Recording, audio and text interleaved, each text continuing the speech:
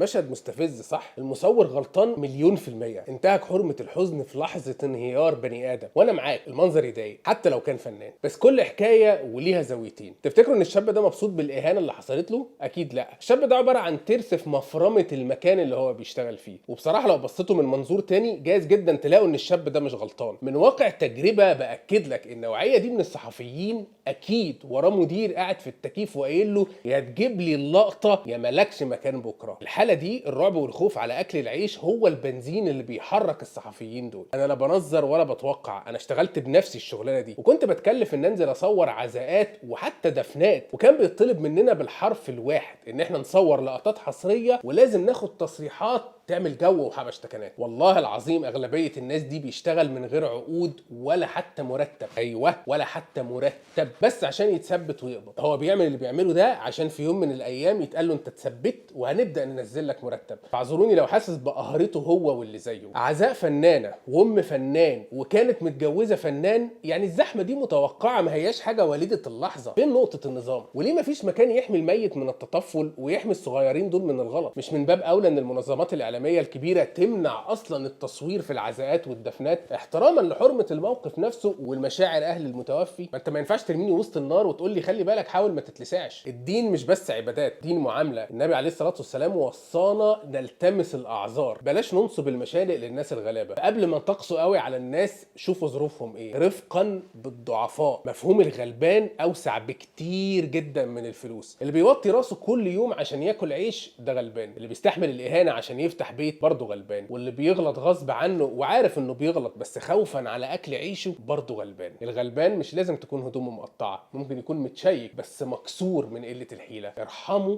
عشان ترحموا. اتمنى ان الفيديو ده يوصل للصحفي اللي حصل معاه المشكله دي. ربنا يكرمك في حياتك. يوسف ماي صن اي لاف يو. سلام عليكم.